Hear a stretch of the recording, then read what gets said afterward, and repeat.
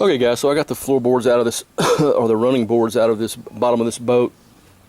Still a lot of dust down there. That white stuff is all dust from where I was cutting the fiberglass channel for those boards. As you can see, I left some channel there to set those boards in. What I'm going to do is I'm going to pour fiberglass resin into those channels, and then I'm going to set the board down in there and let the board glue into that channel. Then I'll come back and re-fiberglass up the sides of those boards the same way that they did. I don't know if you can see it or not in here, but anyway, they fiberglassed up the side of the sides of the boards, actually up the sides and over the top. And so I'll do that same process again. And as you can see, it's not that big a deal. I've got some water back here. That's just water, guys, right there. It's that dark spot. It's nothing wrong with the there's nothing wrong with the fiberglass in here at all. It's very strong, very sound. As far as I can tell, and I've already refixed all the gel coat. You know, I brushed this whole boat with fiberglass resin, then I came back with the epoxy primer, then I came back with the hardened enamel on the outside. So the inside is just this right here. And as you can see, I mean, there's no rot in this board. It looks like it's darker up there at the top, but it's really not rot. It's just a different color. It's almost like redwood or something. I'm not sure exactly what kind of wood that is, but anyway. So that's where I'm at right here. That's the amount of lumber that I took out of this boat. I mean, that's really a mountain of lumber, man, that was in this boat. So that's going to lighten this boat up a lot. Right, there's probably, shit, I don't know, 300 pounds or more of lumber, 400 pounds of lumber that I took out of this thing. So I'm going to go back with, of course, a treated lumber in here, obviously. And then I'm just going to glue it in the same way they did and call it good. Put my bracings across, and that's going to be it. And I come back and of course I have to re-fiberglass the entire bottom of the boat, or the floorboard. But it's pretty simple. I mean, it looked like it would be like not fixable, but as you can see, it's really not that big a deal. They just fiberglassed it in. I just cut the fiberglass, left myself a channel so I could put boards back in there, and then I'll just do it the same way they did it. I mean, worked for them, right? For 40 years. I don't know why it can't work for me. So, all right, so that's all I got. Ridiculous amount of lumber, man.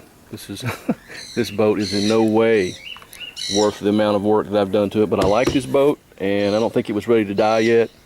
It was just needed somebody that really wanted to do some work to it, and found me. So I didn't find it. So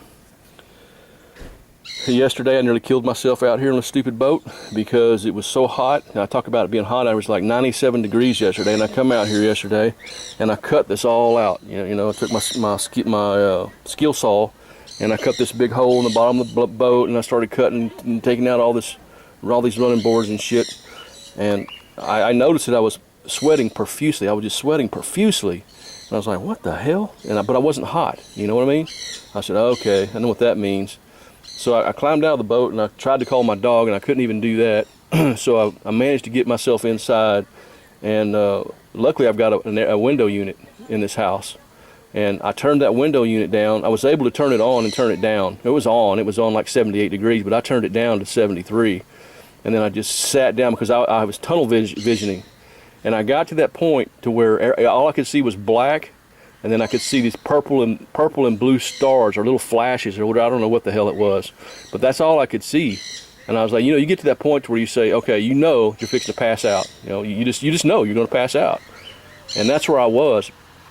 But I forced myself to sit there and inhale that cold air for 10 minutes. I was just forcing myself, going, trying to breathe, because I couldn't even breathe, man. So I did that for a good 10 minutes, maybe 15 minutes.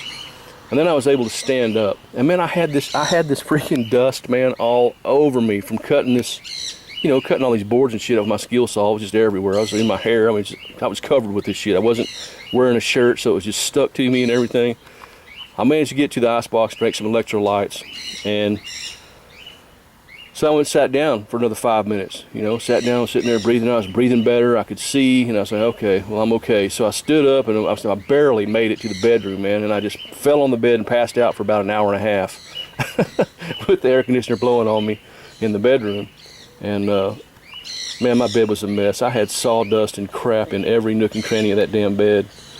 But, and be careful in the heat. If I had passed out here, it would have killed me. I'd be dead. I'd be done with this boat, and you guys would never see no videos of me again. Now, how horrible would that freaking be? So, anyway, guys, this is what it is. It's really not that big a deal. These channels go underneath the transom about a foot, and it's really not a big deal. Like I said, you know, it is what it is. It's just a lot of work. And you just got to be careful in the heat, though. That's all, guys. Pay attention to the heat. Respect the sun. I respect the sun like I do the ocean. So it'll kill you just as fast as the ocean will if you're not careful. All right, guys. Everybody, that's all I got. Peace. Have a great day and upcoming weekend, and we'll holler at you later. Peace. I'm out.